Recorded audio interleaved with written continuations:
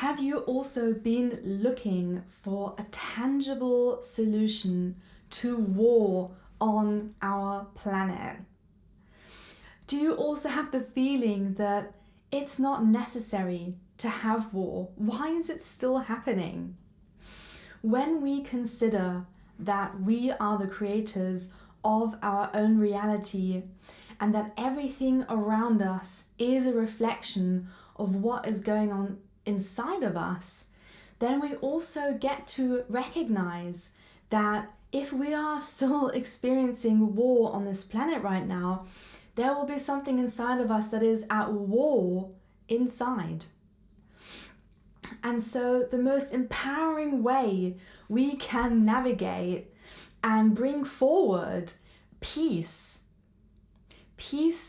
within ourselves, peace on this earth, it is by coming into wholeness, by coming into peace within ourselves. So you may be thinking, yeah, I want to be whole, I want to be at peace with myself, but how do I do that? I always have this voice in my head that's saying loads of negative things and I don't know what to do because it's really like talking all the time and it's like I can't seem to come into peace within myself. Well, if this is you, then stay tuned until the end, because in this video we'll be going through really powerful techniques of how we can come into a beautiful, congruent, harmonious way within ourselves. So I would like to begin with recognizing that within ourselves we have different beings or different dimensions, or we are multidimensional selves, right? So within ourselves we have different aspects or parts that reside in different dimensions, so they experience a different quality of life, if you will. And so in our lower chakras we have our lower selves.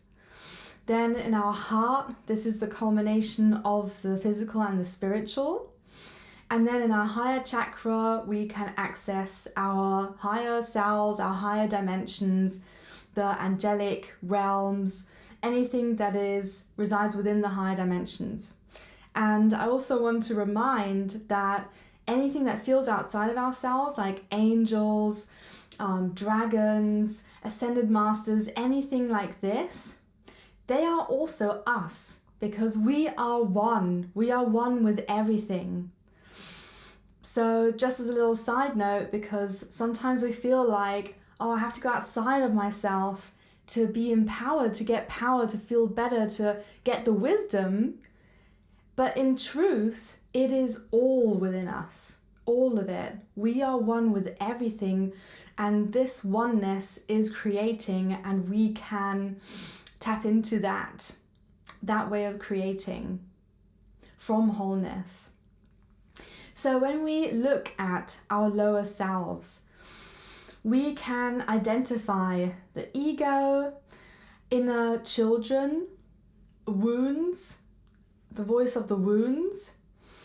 And I want to acknowledge these lower selves for one moment for the beauty that they are, because they are the aspects of us that were wounded when we were children, when we were at the mercy of our environment, of our parents, of anything around us. And so it is normal and beautiful that we have voices within us that are wanting to protect us from more wounding. They served a really important purpose when we were young to help protect us.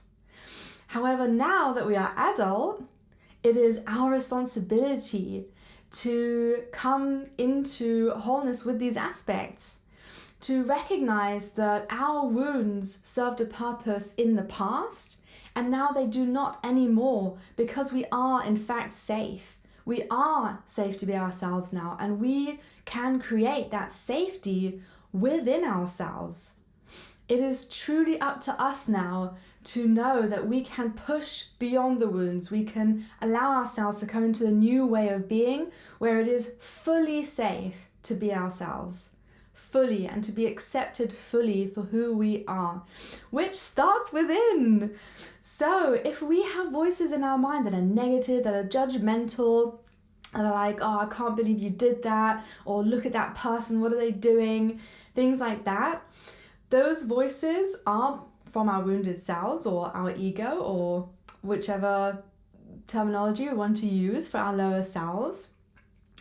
And they do not need to run the show.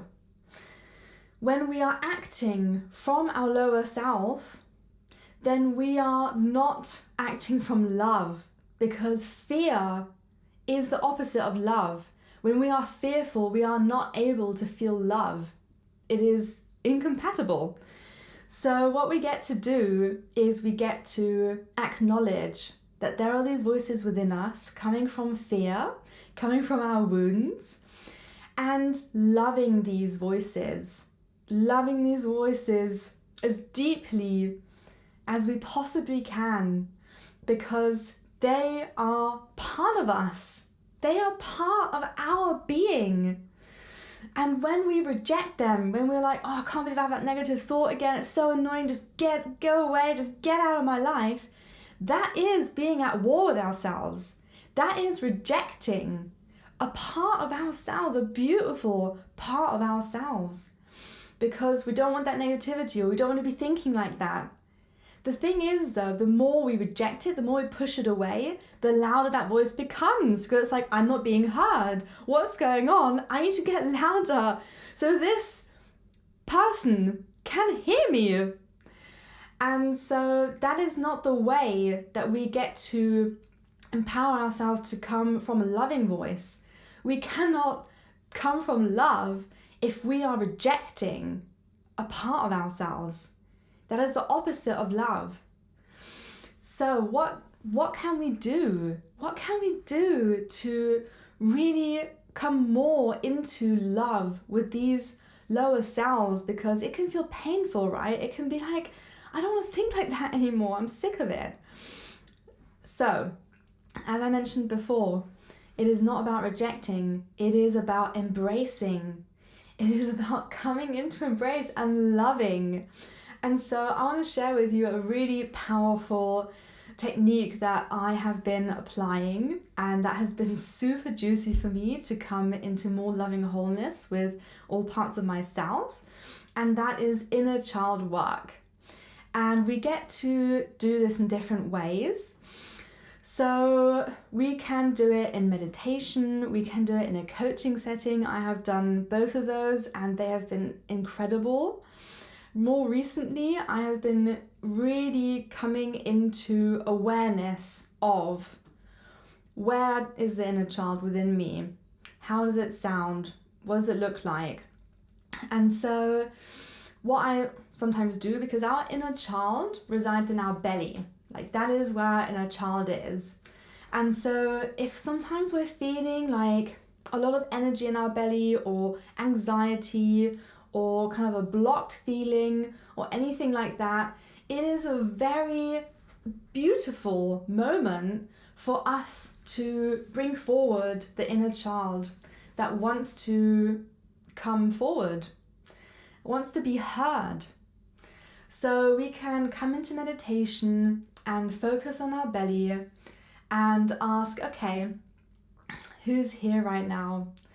And we can at the same time focus on our heart. So we are bringing in that loving energy from the heart. And for me, sometimes it's in the mind's eye that I can see an inner child coming forward. If that's not a way that works for you, then you can also feel into the energy of the child, the emotions, or maybe you can hear what they are saying. And you can ask them, what do you need right now? And they may share something with you. They may share, I need a hug. And so then you can, in your mind's eye, you can embrace them. Or you can literally embrace yourself so they feel held in this moment. You can pour your love onto them. there are so many ways that we can show our inner child that we are here for them now. In the past, when we were children, we didn't have an older aspect of ourselves to look after us. We had our parents, and they had their own wounds that affected us. However, now we can show our inner children that we are here, we are listening to their needs, and we will give them what they need.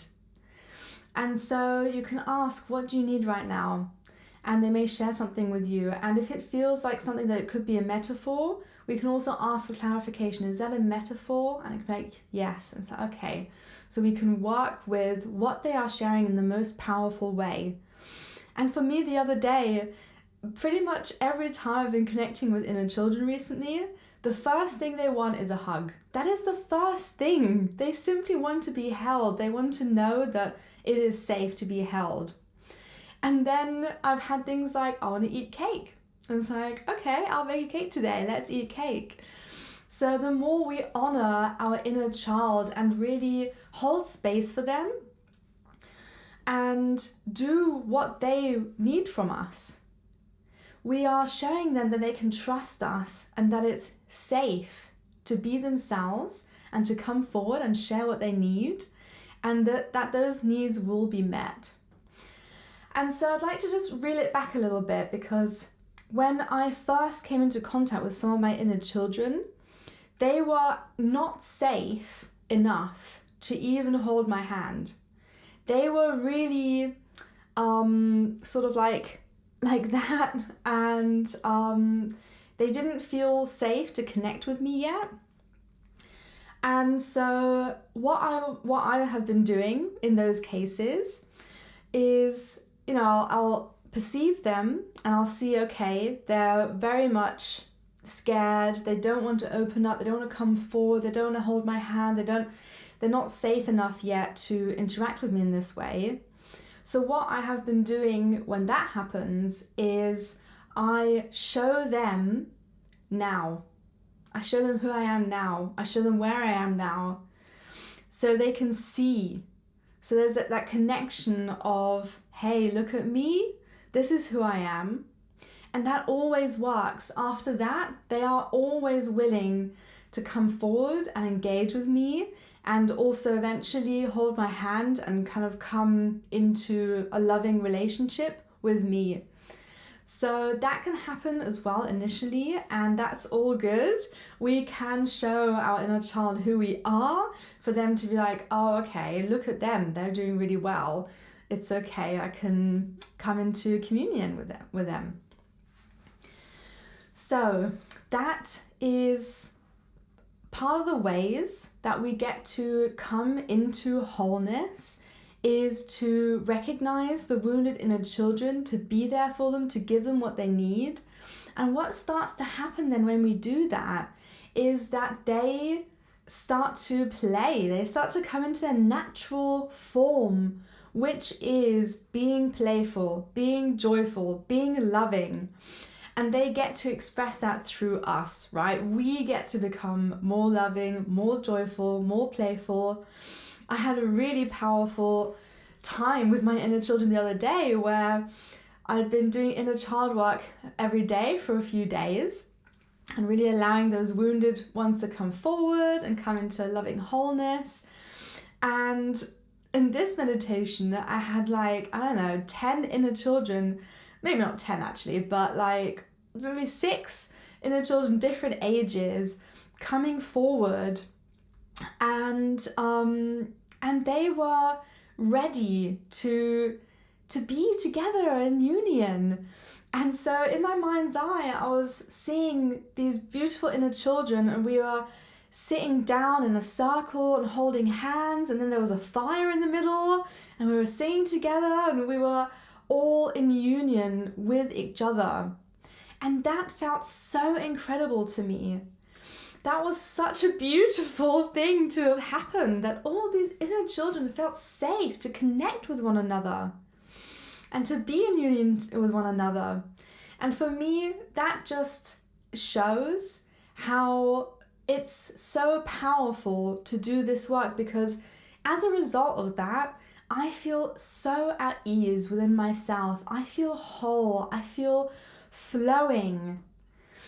I feel like I am becoming more and more at peace with all different aspects within myself. And this peacefulness, people pick up on that. This is how we create peace on earth, when we are loving within us, when we are at peace, when we interact with others. They automatically feel that. I had some friends around at the weekend, and one of them shared that she hadn't felt that relaxed in ages. Imagine that. By us doing the work, by us stepping into taking responsibility for coming into wholeness with all different aspects of ourselves. When we do this, we are radiating that energy out, and other people feel it. They feel it and they experience it. And so we can create massive ripple effects throughout the whole world by taking responsibility for ourselves, by stepping onto the path of bringing joy, peace, and harmony consciously into ourselves, by working with our lower aspects and by loving them, by holding them, by coming into safety. So if you like this video, then definitely go ahead and give it a thumbs up. And if you haven't subscribed to the channel, then I invite you to do so. And I'm super excited to see you in the next video.